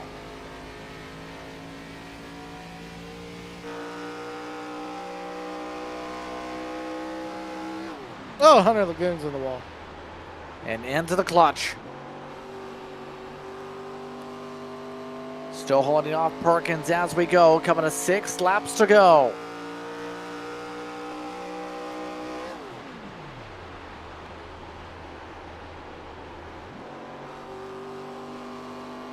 Trevor Harmon's officially parked it for the night. He is done. He'll finish in 13th.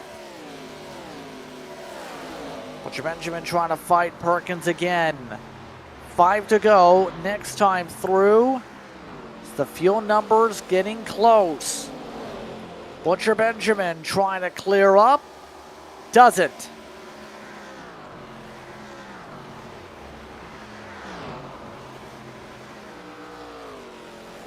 Hearing some big saving going on for Gibson, by the way. He is still concerned about the number. Him already falling 1.9 seconds off the leader. Butcher Benjamin yet to find a way on the 33. Here is Chris Carroll.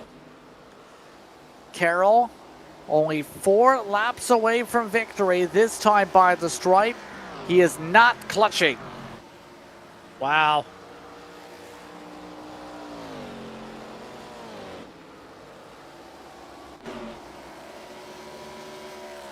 Come on through here. 30.7s up front. Drivers on the save. 31 flats. Gibson might run out from pushing too hard for the lead. In the midst of the save still. And now Chris Carroll just hit into the clutch. He just now put in the save.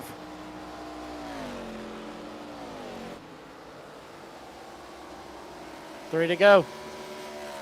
Oh, man, look at Cody Gibson. He's dropped off dramatically.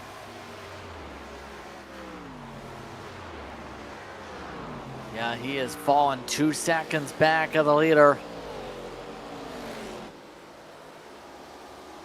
Coming up to 2 laps to work with. Everyone's backing up the pace. A rapid bit now on fuel numbers. 2 more times around. Here from Nashville. Still side by side between the 10 to 33, the 97. This time I don't think went to the clutch. No, he didn't sound like he did. Yep, he's letting it back to letting it roll normally. Go.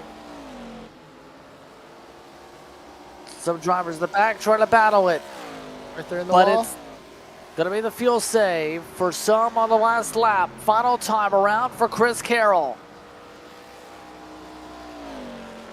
Chris Carroll had to go from the back to the front after an EOL for incident. Gibson trying not to sputter. Gibson is sputtering down the back straightaway. He is out of fuel. Big points on the line for the 7. But it's Chris Carroll who will get the win in Nashville. Wow. Looks like that top off that he did back under that caution really paid off, stopping 3 times. Definitely did. And it's going to be Chris Carroll off to victory lane here tonight. For Chris Carroll, it is win number 6 of the 2025 season in this series. Here's Gibson. Just watch.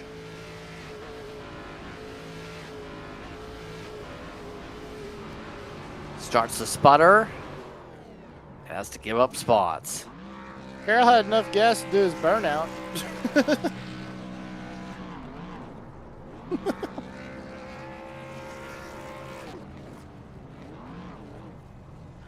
So the field gets to burn it out. Chris Carroll is out of gas. Chris Carroll is officially out. Let's take a look at your race results. Carroll, unofficially, 1.6 seconds to margin over Mark Arthur, Hunter Lagoons, John Perkins, and Taylor Butcher Benjamin in the top 5. Then it's Chris Mackey with Dalton Kilrow behind. Cody Gibson, Ty Marasco, William Bruden, your top 10, Emmett. Yeah, in 11th, we're going to find Larry Bell. And then in 12th, we're going to find the 20 of Mike Massengill. 13th, Trevor Harmon. 14th, Kyle Wellman. 15th, Tanner Marr. 16th, Brian Zimmerman. And 17th, Nicholas Moody. All out of the race, by the way. So top to bottom of the running order here tonight, here from Nashville, as the field looks to calm on down from that run. Start things off for your race winner tonight. It's the 97, Chris Carroll. Chris, first things first, how are you feeling about the win tonight? Good, man. There is a lot of guys that could have won that race. Super fast guys out there. A lot of good guys in Nashville. And want to send an apology out to Mackie. If I wrecked him, I felt like he blocked me twice there. I was trying to shoot the bottom. And I feel bad for Mackie. Feel bad for Dalton. I think he got wrecked up with me there when I spun down the bottom. Feeling good though. Did it from the hard way tonight, Justin, and sometimes it feels as good as doing it the way you should. How close was the fuel mileage? How difficult was it to save? I was good I saved till about 25 to go, I think, and I had half a lap to the good, and the last couple laps I stepped on it a few more times to try and save a little more for the burnout. That's all I had for the burnout, but we had about half a lap to the good there at the end. So the pressure is on for some drivers to see where the points lie by the end in California next week. How do you feel about that 2-miler, the now non-existent track? Well, I haven't been to California in a long time. Historically, I've been pretty good. This car is funny, though. Sometimes you're good at a track and sometimes you're not. Most cars I can figure out, but I'm feeling pretty good about the points. Just try and have a good day, not do anything silly, and keep the car together. And, if the win presents itself, put yourself in a position for it. And, guys are going to get crazy, so you got to be aware of that at the end. Any shout you'd like to give here today? Yeah, shout out to you guys for the great broadcast. There's a few of you guys. There's 3 of you guys that I think that are by far the best in the business. And got to thank Tanner Marr. He's always put me into these races. Got to thank Ohio Roofing. Got to thank Brian Zerman, USAFirearms.com. He sponsors us into any race we ever want to get in any time and get your firearms there. Got to thank all the league admins here, Justin. It's a well-run league put together, and they do what they got to do for us. And all my friends and family out there watching. Got lots of them out there now. It's pretty cool. They're all watching right now. So good night. I'm sweating like a horse and ready to chill out, Justin. Appreciate the great interview, man. Congratulations on the run tonight, Chris. Thanks, sir. Chris Carroll gets himself to victory lane. Mark Arthur is in second. He's with Emmett. Well, Mark, I'm going to tell you, I jinxed you by picking you to win, but talk about your run, coming back, finishing second. How close were you on fuel? I had about a lap and a half left of fuel. I was hoping I pushed Chris and them hard enough right there when they were racing each other just to burn their stuff up, but I guess I didn't push them quite hard enough. I didn't have nothing for Chris. So let me ask you this: so being out of contention from this championship for it, does this take the pressure off you where you could just go out there and go for wins, other than these drivers who are trying to get into that last race next week at California? Yeah, I told you all before. Like Dalton said, I'm just an old coot, right? Or old hoot, whatever he said, old coot. But I'm turning 55 in a few weeks, so just to be able to stay up here and run with these young kids and stuff, that's a win to me. So, I'm not really. If I could win a championship, great, right? But I'm not out here pressing myself trying to, go hard each and every week to win a championship. I just enjoy the racing. All right, well, it'd be definitely an early birthday present for you if you could get that win at Auto Club for sure. But before we let you go, is there anyone you'd like to thank out there? Just you guys for doing the broadcast. My mom and sister that usually watches don't look like they watched tonight. I don't know if they knew I was racing or not since I missed the last week for when I was sick with COVID. But Ohio and Indian Roofing is our title sponsor. Of course, I want to thank them. And there's a lot of other sponsors, but I'm not up here enough to remember them all. But that's the main one, right? So, I don't know. It's been a blast having you guys this year, and top notch broadcasting. I've really enjoyed going back, and I usually listen to the race while I'm racing, but going back and watching it sometimes. So it's been great. It's been a great year. All right. Well, good luck next week as you go for that win in California. I appreciate it. No problem, Justin. So Mark Arthur coming away second here tonight. Third spot went the way of Hunter Lagoons. Hunter, how would you describe things tonight for you? How tight was things for you? Pretty tight. I mean, had like half a lap there, crossing the line, and it got around got around Cody, my teammate there, for third. So honestly, if he didn't run out of fuel, I would have not been here tonight. But you know, oh well, this is part of it. Sometimes being lucky is part of it. You know what I mean? Indeed, here, and talking about things right now with the racetrack like tonight, how difficult was it to try and set up some of the passes? It seemed everyone was fairly equal.